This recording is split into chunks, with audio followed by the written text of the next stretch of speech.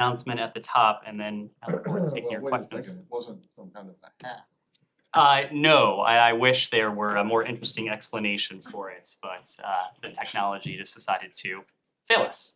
But that is neither here nor there. We'll start with this. Today, the Secretary announced Richard Nephew is our coordinator on global anti-corruption. This position, announced last International Anti-Corruption Day, will integrate and elevate the fight against corruption across all aspects of U.S. diplomacy and foreign assistance, working closely with interagency and international partners. This position demonstrates the importance the United States places on anti-corruption as a core national security interest and reiterates the central role global partnerships play in this fight. So with that, happy to take your questions. That's it? That is like it. A week away or 10 days away? That is it. All right. Yes. Let me start in the Middle East. There's an old expression in our profession here that, if you produce something that pisses both sides off, you're probably doing, the right thing. That's a good job. You guys seem to have Seems we may have succeeded. Yeah, you guys seem to have taken this to a new level with the statement yesterday about the killing of No one is happy with this. The Palestinians are upset. Her family is upset because you didn't take a conclusive stand, and the Israelis are upset because you kind of blame them, but you don't have any conclusive evidence to assign that blame. So this seems to be another case of the administration trying to please everybody and then pleasing no one.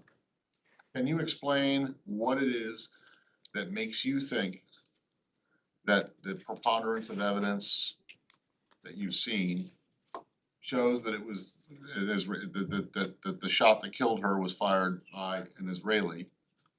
And then after that, can you also explain why it is that if you believe that why are you not assigning blame? Sure.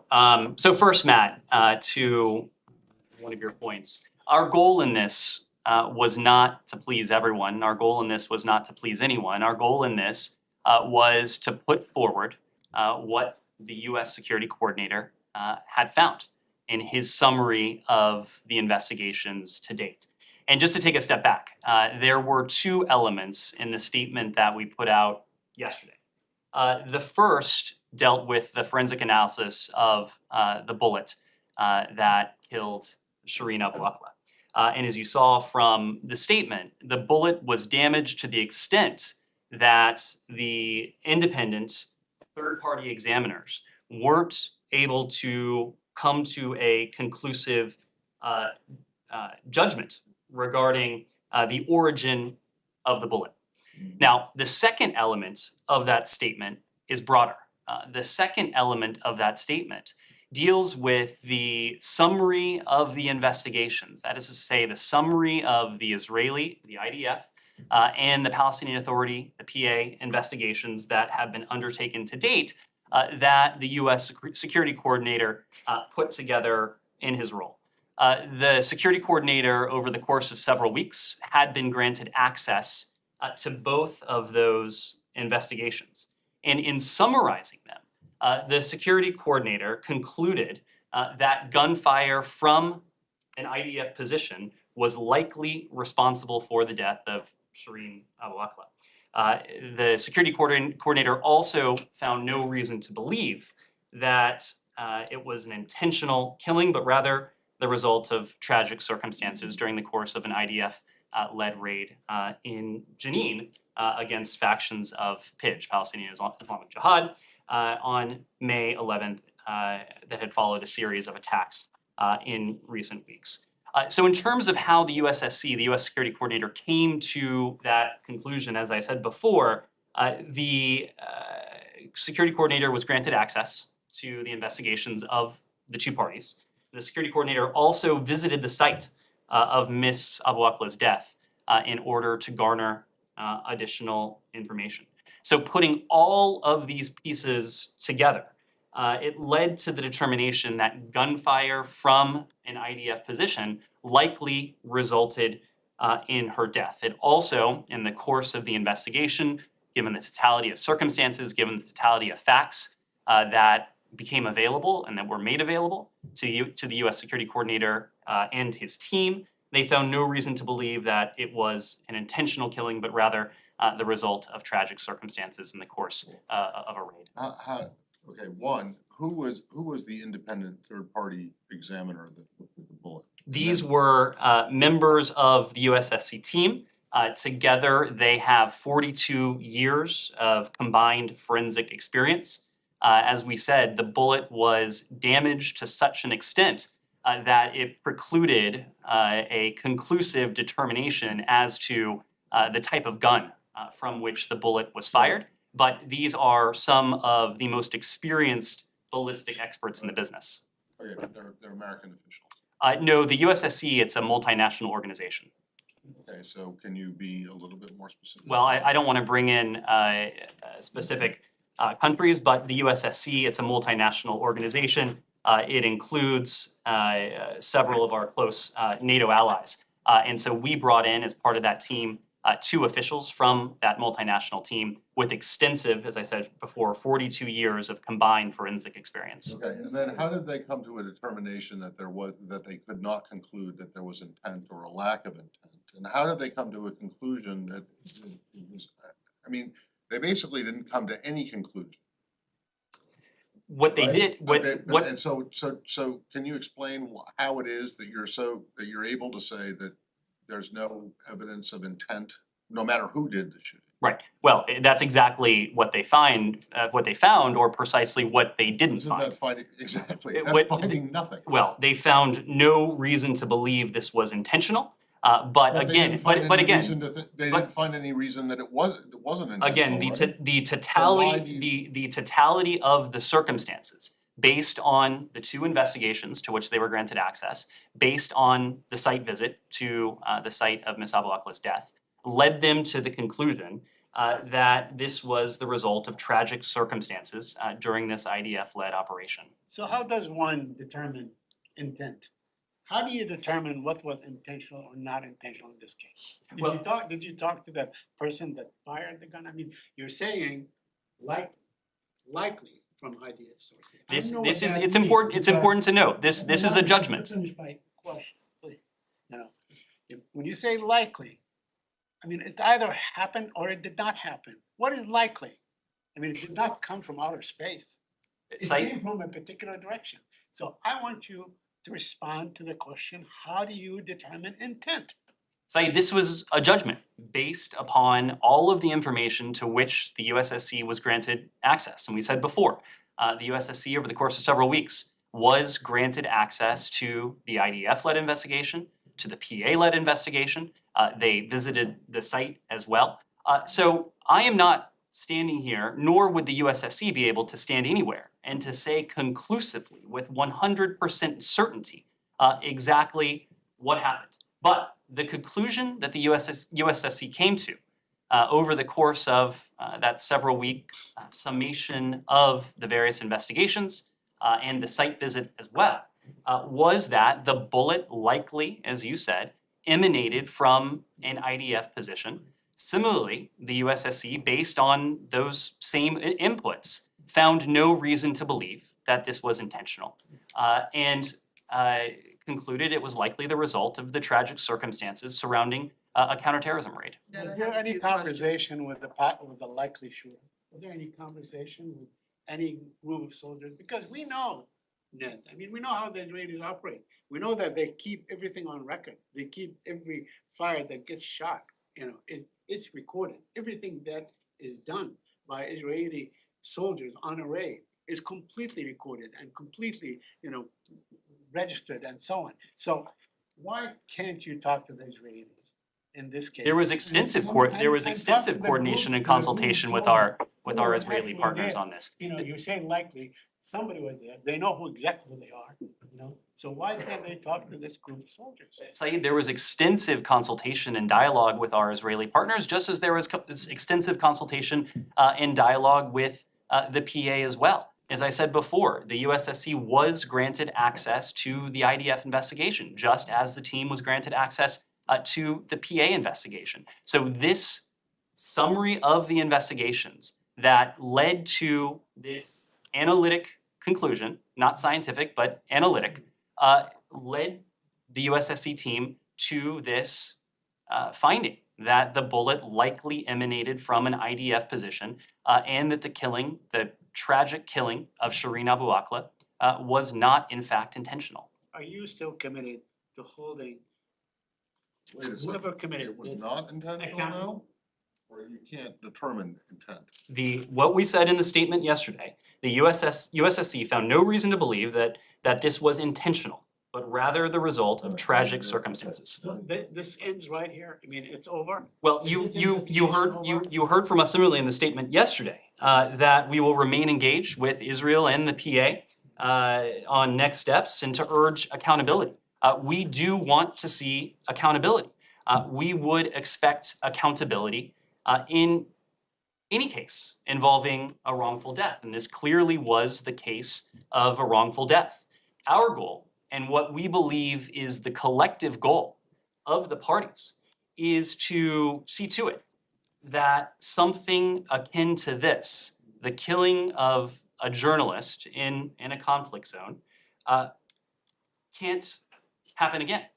But it Must not happened again. happen It happened again. again in Hebron. It happened again, And- only 2 weeks after that. And Saeed, the IDF, as a professional military outfit currently in the midst of its own investigation, is in a position, or soon will be in a position, to consider steps to further safeguard non-combatants. That is something we have consistently encouraged, not only to the IDF, but in conflict zones around the world, and as part of accountability. The IDF will be in a position to consider additional steps that would safeguard civilians and non-combatants in the case of a conflict zone. Ned, how Sure. long was the USSC involved in this process? The USSC was granted access to these investigations over the course of several weeks. Several weeks. Are there any lawyers, any criminal lawyers, any people with experience in investigating murders or homicides on that team? I can't speak to whether there are lawyers with that background, but again, there are forensics experts on the team. There are security experts on the team. After all, this is the team that coordinates security assistance with the PA, that works closely with Israeli authorities as well. But this was not a law enforcement investigation. This was a summation of investigations. But the reason I ask is because the US government is arguing that it was not able to assess intent. And yes, people with experience in forensics can take a look at physical evidence, but determining intent is usually the role of someone with legal experience. Usually someone who has to either argue the case or defend the accusation in a court of law. And so it raises questions about how this conclusion has been raised if people who can only deal with fragments and shrapnel and physical tissue are able to determine intent, especially if they have not actually interviewed the people who were involved, the people who fired the weapons, the people who were eyewitnesses to the weapons. This isn't the way that a criminal investigation here in the US would be carried out.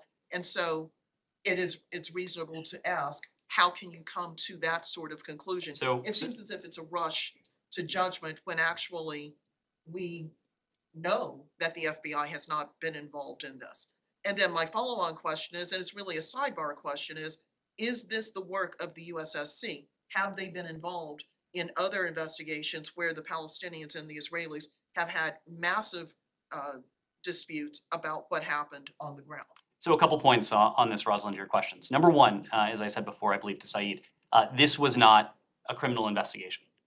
This was an effort on the part of the USSC to summarize the findings that the PA has devised and the findings that the IDF has come to in their own respective investigations. Yes, there was a site visit to the site of Miss Abu Akleh's killing, but this was primarily a summation of the investigation on the part of the two parties. I didn't intend to suggest that the entirety of the USSC team is comprised of forensics experts. The forensics experts with the 42 years of experience, those were the individuals that conducted the testing of the bullet in question. The USSC team, of course, is much broader.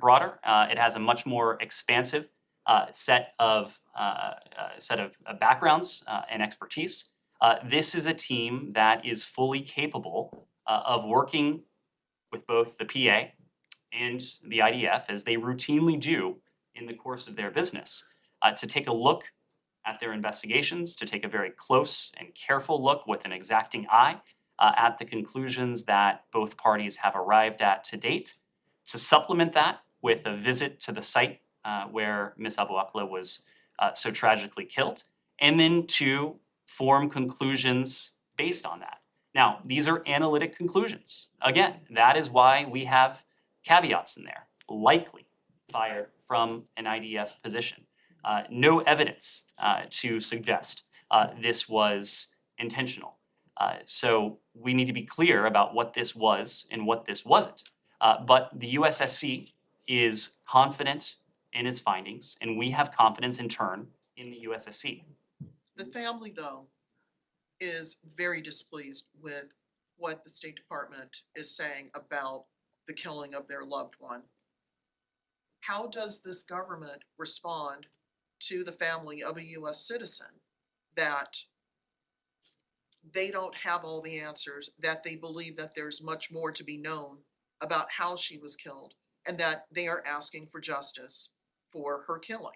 Well, we continue to urge both the Israeli investigators and the Palestinian investigators to bridge their investigations. You may recall prior to this past weekend, we had been calling publicly for the IDF and the PA to bridge their respective investigations, because it was our belief that by doing so would provide both sides with the clearest indication and the clearest route to accountability.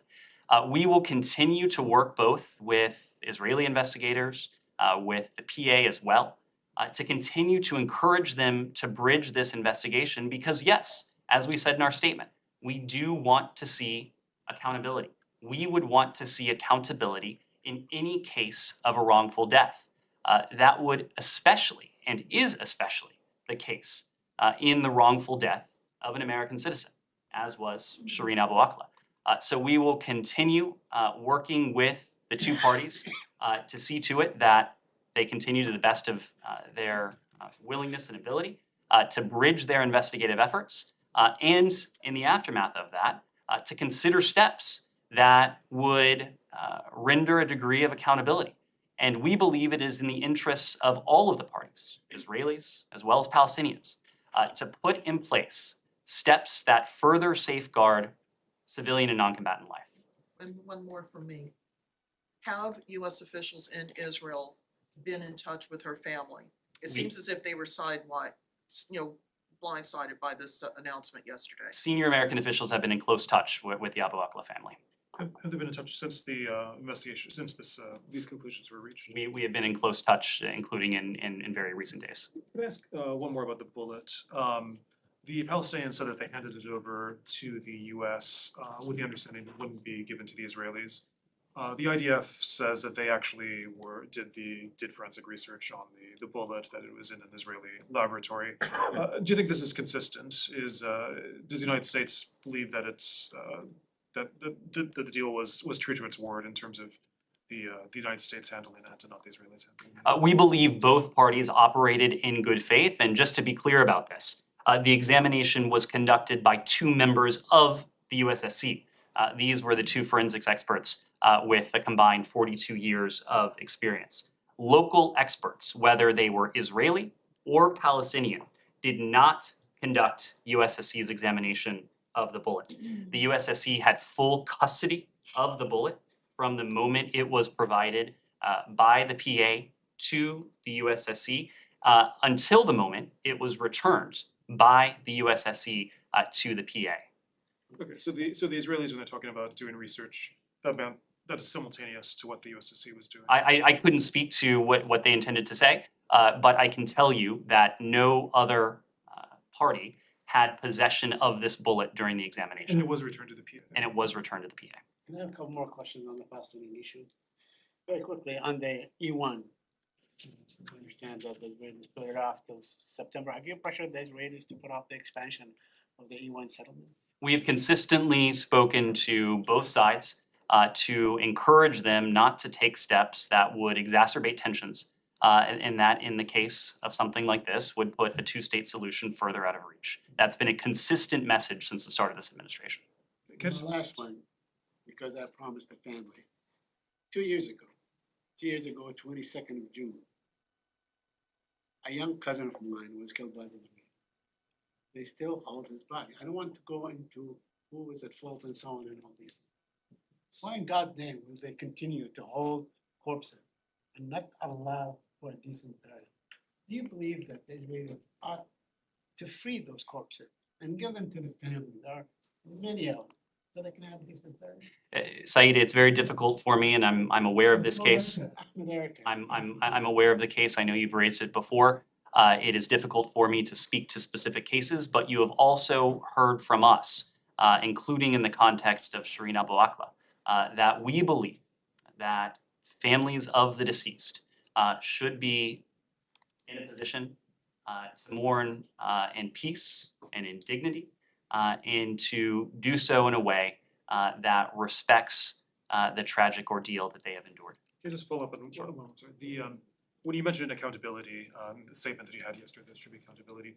Do you think the Israelis should have a criminal prosecution into this? The Israelis say they're investigating it, should it be criminally prosecuted? We are not going to be prescriptive about this. Again, it was the considered judgment of the USSC that this was not intentional, and nothing to suggest that this was anything more than the tragic result of a counterterrorism operation in which a non-combatant, in this case, an American-Palestinian journalist, was killed.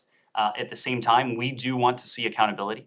The IDF is in the midst of its own investigation as a professional military force. The IDF will be in a position, or is in a position, to consider steps to see to it that something like this can't happen again, to consider steps that would safeguard civilian and non-combatant life. And if they just say we can't figure out anything more, that's the end of it, that's. We are always going to encourage steps to safeguard civilians and non-combatants in a combat zone. This is a message we have discussed with our Israeli partners prior to this. And we believe that based on the findings of the USSC, that there does need to be accountability. We have consistently called for accountability in the case of Ms. Abu Akleh's killing. Again, we're not going to be prescriptive in terms of what that looks like. We've said what this appears to be and what it appears not to be. But regardless, we believe there needs to be accountability to see to it that something like this does not happen again. Is it okay if I move to Brittany Griner? Sure. She sent a letter to President Biden pleading with him to stand up for her. Can you give an update on what the administration is doing to secure her release? And has Blinken had any more contact with her wife? So on the second part, the Secretary has had a couple of opportunities in recent days and recent weeks to speak to Sherelle Griner. He has had opportunities in recent days and recent weeks to speak to the families of other Americans who are wrongfully detained or held hostage around the world.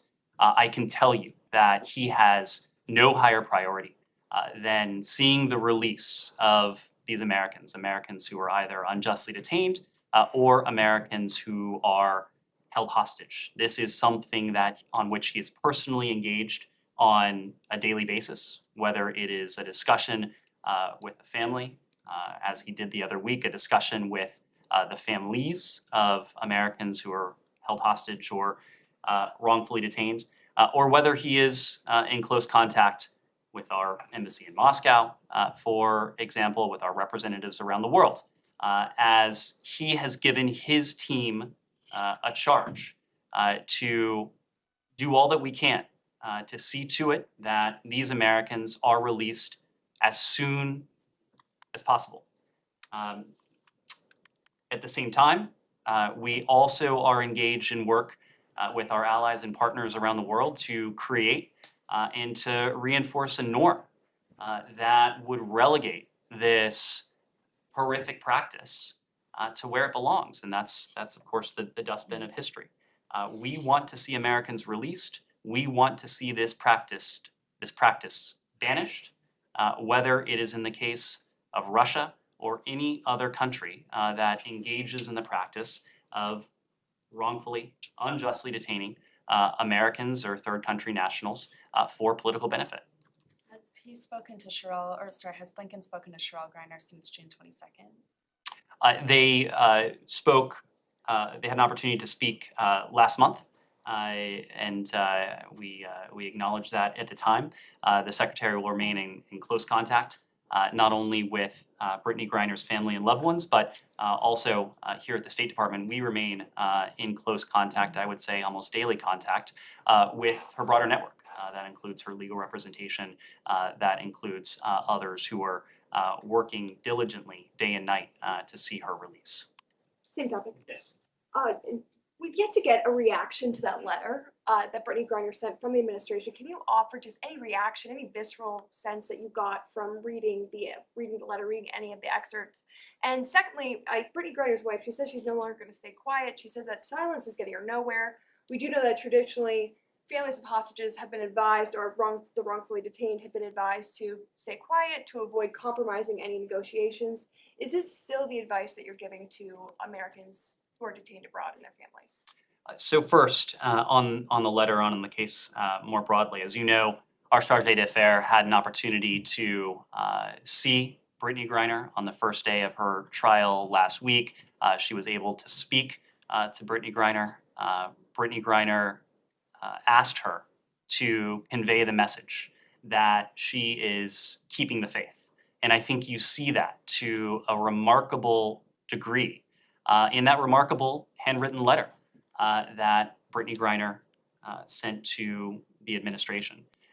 Brittany Griner, Paul Whelan, Americans around the world who are held hostage or unjustly detained, they are always on our thoughts. They are always weighing on everything it is that we do.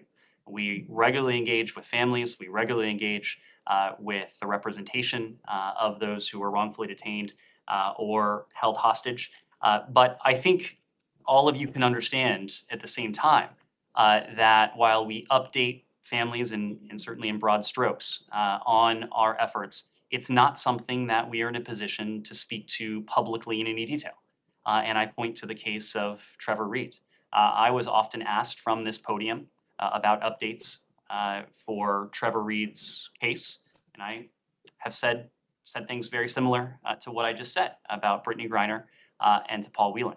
Of course, we were able to find a way to secure Trevor Reed's release, and we were able to do so, I would say, in large part because we were discreet about what we were doing at the time. We do not want to do anything, we do not want to say anything that would potentially jeopardize the chances of seeing an American released, or that would delay by a single day, a single hour, or a single minute the safe return of an American to her, his family and loved ones back here in the United States. Just a quick follow-up on that. Just to be clear, the secretary and the president, neither of them have had a conversation with Sherrell Griner since this letter was received by the administration. Is that right? I believe the letter was just received yesterday or Yeah, I'm overnight. just making sure. Understood. Okay. And I can't speak for the White House, but of course, when it comes to the State Department, we do engage regularly, if not daily, with Brittany Griner, her loved ones and her networks as well. And just one more question. The coach of the Phoenix Mercury, who's that's the team that Brittany was playing on here, made a comment just yesterday saying if it was LeBron, he'd be home, right? It's a statement about the value of women. It's a statement about the value of a Black person. It's a statement about the value of a gay person, all of those. We know it, and that's what hurts a little more. What is your response to that? Just the fact that the administration, the State Department handles so many cases abroad, do you think that this situation is unique because of who Brittany Griner is? Well, as you said, and as the coach said, the hurt here is immense. The hurt here is profound. And I say that as someone who can't even begin to imagine what Sherelle Griner is going through, what Brittany Griner's coach, what her teammates are going through. All of those who love her, not only in this country but around the world, are going through. The same could be said for the family, the loved ones of Paul Whelan. The same could be said for the family, the loved ones of Americans who are wrongfully detained around the world. Now, of course, Brittany Griner was perhaps a household name before she was unjustly taken into detention and held unjustly, wrongfully, by the Russian Federation. So there certainly is a spotlight on this case owing to who she is, owing to what she has accomplished over the course of her professional career. But I can tell you that our commitment to seeing every single American who is held hostage, wrongfully detained, unjustly detained, that commitment is the same. When it comes to our engagement with the families, we regularly engage with them. We do pass on advice, we pass on suggestions, we don't pass on directives. It is our goal to work with the family to see to it that we are doing everything we can to place their loved one in the most advantageous position to be released. We ourselves don't want to do anything, don't want to say anything that could jeopardize that.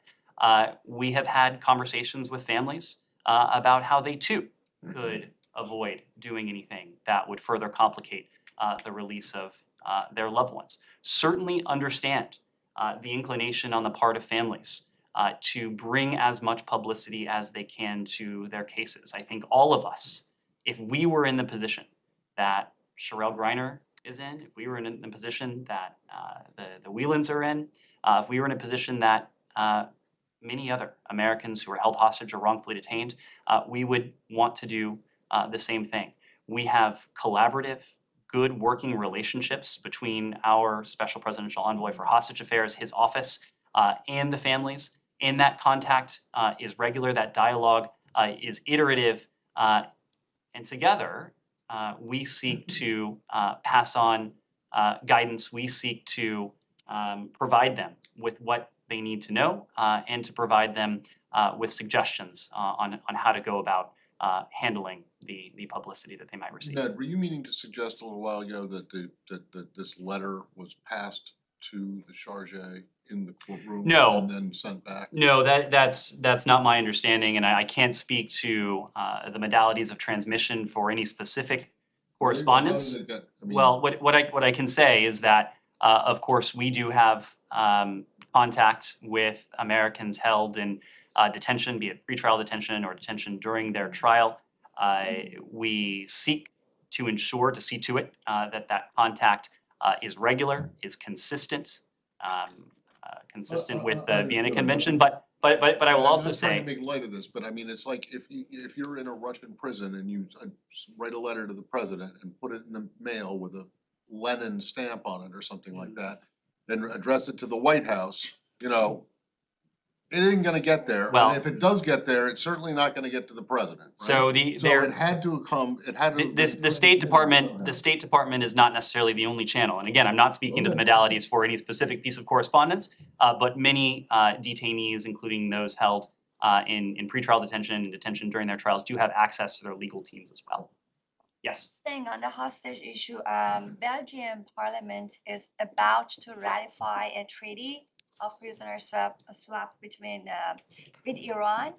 The fear now is that a convicted terrorist can be released from Belgium and sent back to Iran.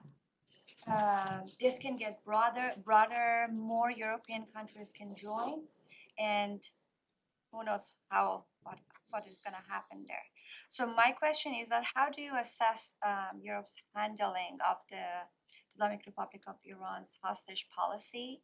And does this mean that Europe is separating its way from US when it comes to hostages, and they don't want a collaboration with US?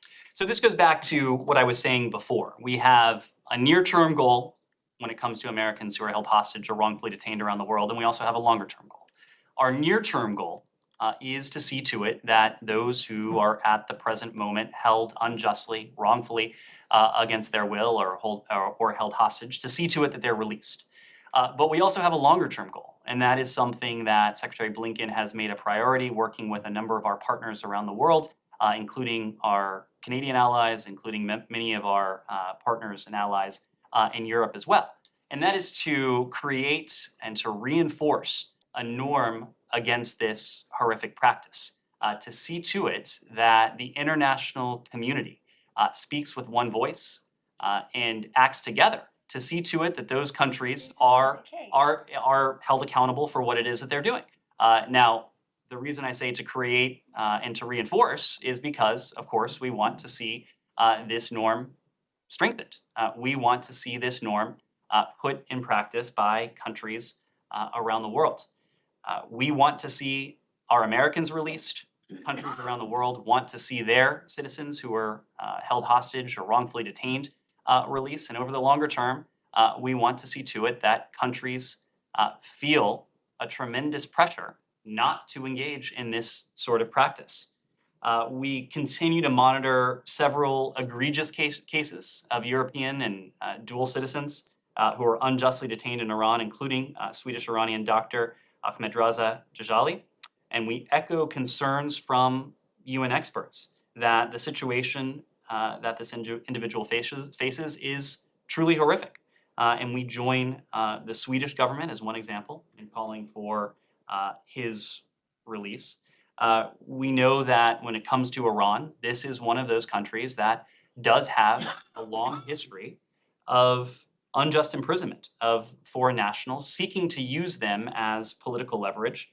And all the while, Iran continues to engage in egregious human rights abuses as well, which include, for its own citizens in many cases, large-scale, arbitrary, and unlawful detentions of individuals, many of whom have faced torture and execution after being denied due process. These practices are outrageous. We too are working with our allies and partners around the world to condemn them and to do what we can to counteract them. And we are also aware of reports that the Belgian government is considering a prisoner swap, but we're not going to comment on bills or treaties pending in Belgium's legislature. Okay, and is there any negotiations at the moment going on about Iranian Americans being hostage in Iran, like Namazis or Shari? This is a dialogue. This is a priority for us that is always ongoing. And we have consistently made the case that we treat the case of Americans who are unjustly, wrongfully detained in Iran on a separate track as the nuclear negotiations with Iran, for a very simple reason. Even when we started down the path in Vienna early last year, in the spring of last year, we said that a mutual return to compliance, a potential mutual return to compliance with to the JCPOA with Iran was not a certain proposition. So of course, we did not want to tie the fates, and we do not want to tie the fates of Americans who are unjustly and wrongfully detained to something that remains far more uncertain than it was when we first embarked down this path. But we have consistently been engaged in this, even when we have not had discussions in Vienna, even when we have not had nuclear discussions through other channels, including most recently in Doha. We have been working assiduously on this. We have no higher priority than seeing the safe return of these Americans, of these dual nationals, as soon as we can manage it. And Ned, also, I'm sorry about Doha, you mentioned NPR published an interview with a special envoy Bob Malley today, in which he says that Iran introduced a set of new extraneous demands, and also he says now it's Iran's turn to give an answer. My question is that what are those new demands? Did we know about this before? What are they exactly? And what is this answer that America is waiting for? Is it related to NPT concerns? Is it related to Iran's regional activities? Is it related to ballistic missiles program? In what field? What are you looking for? The answer that not only the United States is waiting for, but also that our European allies are waiting for, is a decision on the part of the Iranian government to fully return to compliance with the JCPOA. It is not clear to us, based on what we have heard from the Iranians indirectly from our European allies, that they have made that political commitment. There has been a deal on the table that has been more or less finalized for several months now.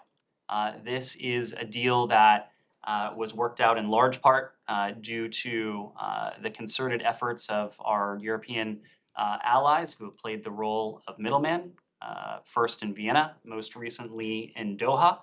But in recent weeks, in recent months, rather than make that commitment, that political commitment, to return to compliance with the JCPOA, Iran has consistently introduced extraneous demands, demands that, or issues that go beyond the four walls of the JCPOA. The JCPOA is about one thing, it's about one thing only, and that's Iran's nuclear program. To introduce anything that goes beyond the narrow confines of the JCPOA suggests a lack of seriousness, suggests a lack of commitment. And that, unfortunately, is what the team saw once again in Doha. We were disappointed that Iran, yet again, failed to respond positively to the EU's initiative, and no progress was made. As you've heard, we are at a point where the lack of forward momentum, the lack of progress, is tantamount to backtracking. Time is of the essence. We have said that because this is not a deal that will be on the table indefinitely. It is a deal that will be on the table only as long as it is in our national security interests. And the fact is that since Iran distanced itself from the commitments it made with the JCPOA that was implemented in January 2016, Iran's program has galloped forward in ways that are wholly concerning to us. There is a deal on the table that would mitigate many of those concerns, and that most importantly would once again verifiably and permanently see to it that Iran is prevented from obtaining a nuclear weapon. That is our goal. It is our goal because President Biden has made a commitment that Iran must not be allowed to acquire a nuclear weapon. It's pretty close to being indefinitely on the table. Mali approved that today. January, A few weeks. when we first started to say that the window was closing, So- the runway was shortening, and it's now July. Yeah. So this will be a deal that we will pursue as long as it is in our Yeah. national security But, I interest. mean, This is a- this is an idea that assessment. it's not indefinite is belied by the fact that you keep putting off a decision. What do the Iranians actually have to do for you to say, that's it, we're done? What do they It's have to do?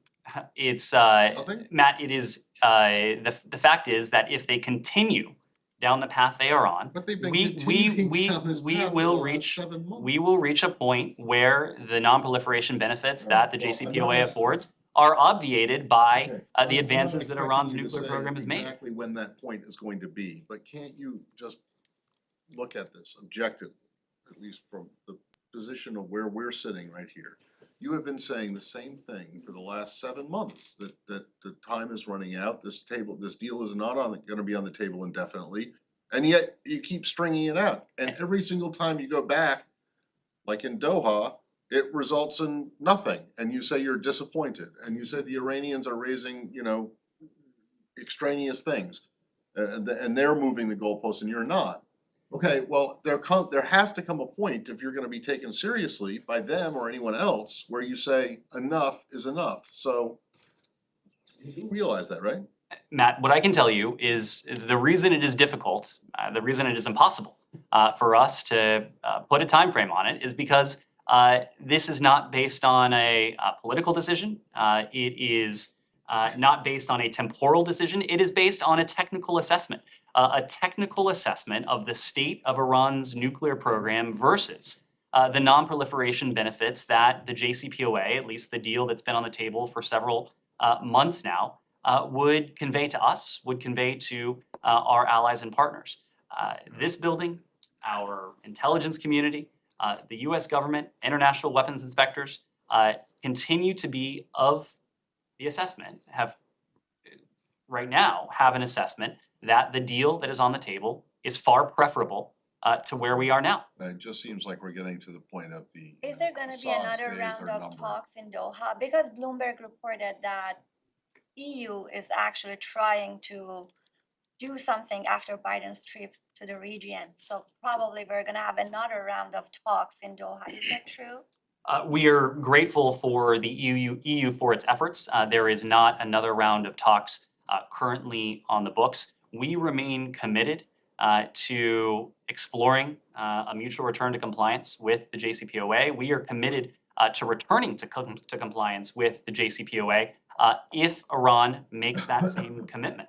Unfortunately, Iran, as I said before, continues to raise issues that are extraneous, continues to demonstrate that it has not yet made that political commitment. Okay, G20 and then we'll. What can you tell us about the US supporting or not supporting the G20 inviting Lavrov to the foreign ministers meeting in Bali this week? We are committed to two propositions. The first, we are committed to the success of the G20. We are committed to the success of Indonesia as the host of the G20, but we are equally committed to the proposition that it cannot be business as usual with Russia. And we have heard the international community speak out against Russia's brutal, unprovoked war against Ukraine. I suspect you will hear members of the G20 do that from Bali in the coming days. But we believe we can fulfill those twin imperatives, seeing the success of this G20 summit without offering any semblance of business as usual with Russia. And can you just be a little more explicit about the Secretary's plans when it comes to seeing the foreign minister at the G20? Will he attend all of the meetings that Lavrov is in? Will he leave the meetings where Lavrov makes remarks? What are your plans? The Secretary intends to engage fully in the G20. I'm not going to speak to any plans on the part of Foreign Minister Lavrov or any other ministerial level participant, but I can tell you the Secretary will be a full and active participant in the G20, which we see as a valuable forum. And again, we are committed to the success of this G20 and the success of Indonesia's stewardship of it. And just one last question. What does it say about the global community right now that Lavrov was even invited to attend this conference?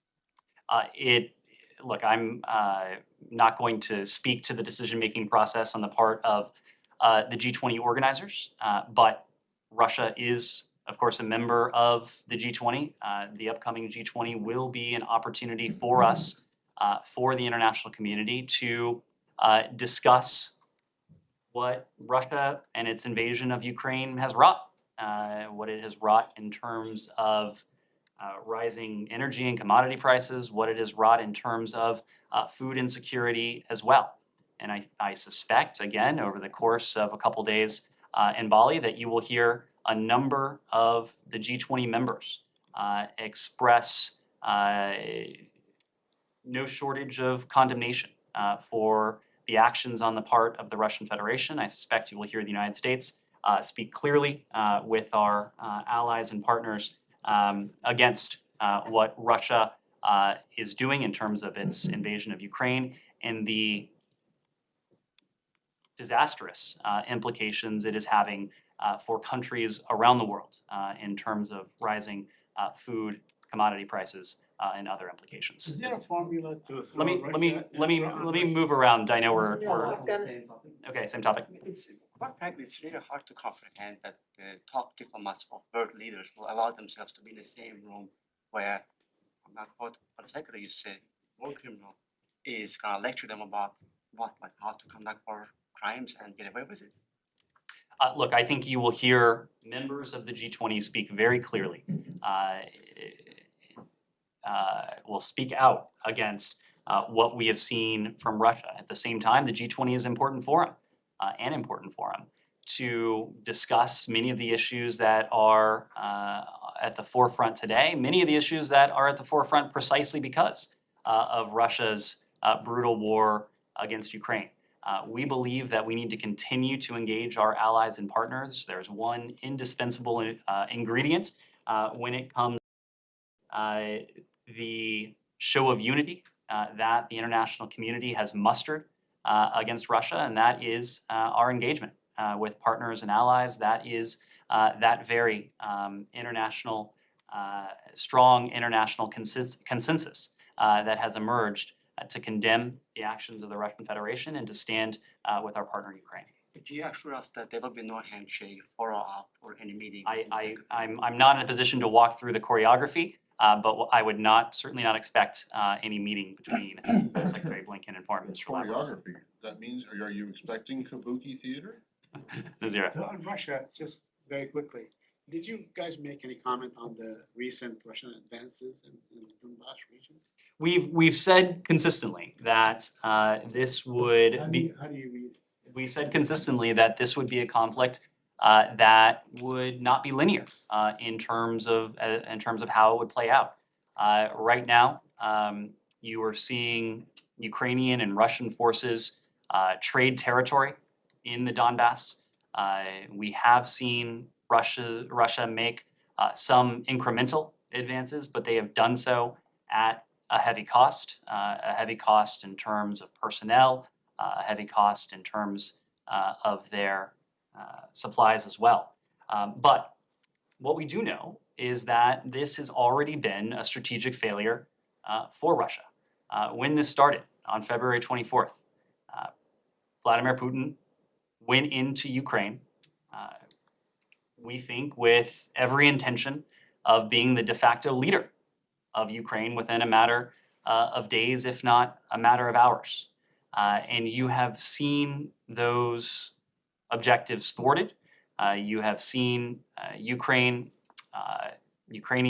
stand up to defend their country, to defend their freedom, to defend their democracy, and you've seen them do that with a massive amount of security assistance from the United States, nearly $7 billion from the US alone since February 24th, and nearly $7 billion since the start of the conflict on February 24th, with dozens of allies and partners standing up and providing sums for security assistance and providing supplies as well. So even as this grinding battle goes on in the Donbass, what is already clear is that this has been and this will be a strategic failure for the Kremlin, given its going-in position. Nazira. Thank you. I'm surprised. Two questions. One question about the Loya Jirga religious leaders council meeting that Taliban prepared last week for 3 days. No women, Taliban not allow women to participate on that Loya Jirga reader event or meeting or conference. And the second question is Balkhab, northern Afghanistan, war between Mahdi, one of the former member of Taliban, with the Taliban. So many people displaced from their places. And the question is no emergency assistance. Hazara people killed and they displaced from their house. And they want to United States and international community send them emergency assistance. Do you have any comment on that? So on your first question, the Taliban have made a commitment to the international community, but more importantly to the Afghan people, to be representative of the Afghan people, to fulfill the wishes and the aspirations of the people they purport to govern. At every step, we have seen the Taliban fail to make good on those public and private commitments when it comes to securing the hard-won gains of the Afghan people over the course of the past 2+ decades. The United States, working with our allies and partners, we have consistently made clear that we want to see the rights of Afghanistan's women, its girls, its minorities, including its religious minorities, protected.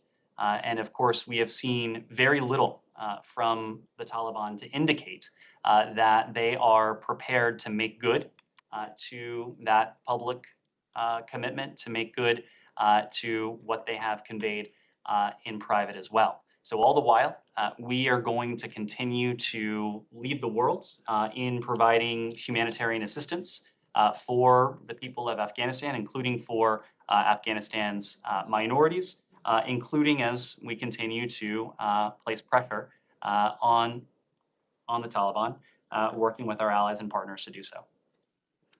Can I follow up on that? The talks in Doha last week with Tom West. Yeah, so that you put out a statement on Friday, I believe it was. It implied that there was no progress on the central bank reserves issue. Is that still something in progress? That the idea of letting them use the central bank reserves? Well, that's something that we are still working on. We are urgently working to address. You're talking about the 3.5 billion. Right. Exactly. We are urgently working to address concerns about the use of the licensed $3.5 billion in Afghan central bank reserves to ensure that they benefit the people of Afghanistan and not the Taliban. We are working with Afghans and local partners at the technical level to address underlying macroeconomic issues, which will provide necessary stability for the current humanitarian response to be more effective, and it will help alleviate many of the issues that fueled humanitarian crisis that we see today. We're also working to help find an appropriate mechanism that can serve as a steward of that funding, the $3.5 billion that President Biden has set aside for the benefit of the Afghan people. Sure. Could I ask you, if you don't mind, two separate things on Africa? There's a special part of the binder for my comment. The Sudan, General Burhan said yesterday that he is, in his words, handing over to democratic rule, taking the military out. There's a lot of skepticism and cynicism about that. What's the U.S. take? Do you see this as a step forward in any way, or are you suspicious of the motives? Well, I think it's too early to tell, but you have consistently heard us voice our support for the Sudanese people's desire to advance their country's democratic transition under full civilian leadership. When it comes to what we've heard over the past couple days, we took note of General Burhan's address to the country and his commitment to dissolve the Sovereign Council once a civilian government has formed. We encourage all sides to re-engage, to find a solution that will keep Sudan moving towards a civilian-led government, democracy, and free and fair elections. We also urge that violence against protesters be investigated and that the perpetrators be held accountable. And then separately, Mali, ECOWAS has agreed to lift sanctions on the junta in return for a pledge on elections. Does the United States think this was warranted at this point? Would you rather wait and see about the elections? There's been no change in our position. We continue to encourage a return to democracy in Mali, and I'll leave it to ECOWAS to speak to their posture. Can I just completely different topic? Sure. Has nothing to do with Mali or Sudan. Abortion. I believe this is the first briefing we've had since Roe v. Wade was overturned. I know the Secretary had a statement on that, but just to ask a bit more about what, if anything, that will change with the State Department, both in terms of how employees are treated, but also in the Mexico City policy and other reproductive health policies. So let me just say something broadly about this, and then I'll come to your question. Look, I won't try to elide the fact that America is the world's most important piece in many ways of unfinished business. You've heard us say this before, but our charge from our literally our earliest days was to form a more perfect union. And so by definition, we are not perfect, never will be, but we don't try to hide that either. And so we understand and appreciate that domestic developments here at home will have implications for us around the world. Of course, I won't get into questions of domestic politics, but we've heard questions, many of them understandable, and the Secretary alluded to this in his statement last week as well, from our close partners and allies in recent days. And they've posed them in good faith, they've posed them out of genuine curiosity. At the same time, we've also heard from some of our competitors, some of our adversaries, we've seen their efforts to seek to stoke questions, of course, not doing so in good faith. And it's important to differentiate the two. And so the way we look at this is that in the face of these good faith questions, it's incumbent upon us to provide answers and to do so in ways that are unmistakable to people around the world, including the many millions of people around the world who have come to see and still do see the United States as the last best hope, as the beacon on the hill. So what does that answer look like? Well, it is still the case that no country does more to support human rights and freedom around the world than the United States. It's still the case that no country does more to support the humanitarian needs of people around the world than the United States. It's still the case that no country does more to advance public health and stand up for sexual and reproductive health around the world than the United States. And no country does more to stand up for repression and illiberalism around the world than the United States. These are traditions that have transcended administrations because it's not about politics. It's very much written into our DNA as a country. When it comes to implications from the Supreme Court decision last week, it does not change the commitment on the part of this administration to advance and to protect sexual and reproductive health and rights at home and abroad. We remain fully committed to the long-standing U.S. goals of advancing global health and gender equity and equality, and this decision in no way changes our current programming overseas. We'll continue to provide assistance for global health, for gender equity and equality, and women's and girls' empowerment. We'll also continue to support evidence-based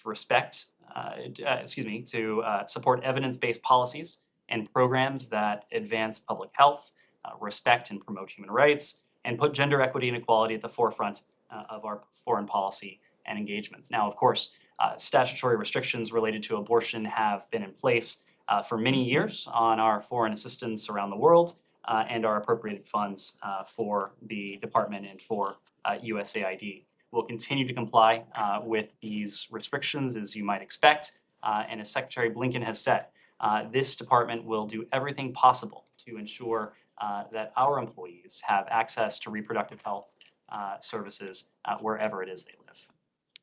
Final question? Yes. Can you please expand a little bit on Richard Nephew's appointment? Will he have similar status as the Secretary's special representative? And will he be able to come out with sanctions list against corrupt foreign officials, or will he have corruption index list?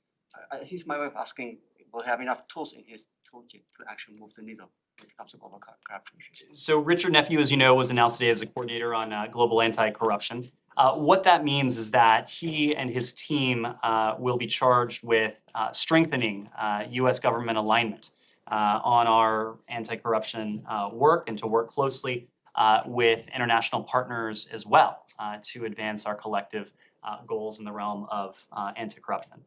Part of this includes leading the Department of State's implementation of, you may recall, the first ever U.S. strategy on countering corruption, advancing our efforts through the Summit for Democracy. We're in the midst of the Year of Action right now. There are many strands of work that continue from the Summit for Democracy as we bring together all of those resources, some of which are at the State Department, but other tools, as you alluded to, through other parts of the executive branch, to advance the administration's anti-corruption and our broader democratic renewal agenda.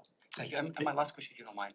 State Department sent out a diplomatic note on July 1st to the embassies, foreign embassies, asking them to refrain from, let's say, transnational repression cases. I can come up with so many cases. My colleagues asked about Iran earlier, Azerbaijan, Belarus, and others have been involved into this. Did you have any particular case in your mind in terms of timing? Why now? This has been an ongoing issue. And is there any response you have received? Thank you. This is a message that we have consistently conveyed to in capitals around the world, but also to embassies here in Washington. Transnational repression, extraterritorial repression, including the repression of dissidents in a place like the United States, and we've highlighted some of those cases, or I should say the Department of Justice has highlighted some of those cases. It's something about which we are profoundly concerned. So it is a message that we considered was appropriate to reiterate, and we will continue to do so given the priority we attach to this issue. Thank you all very much.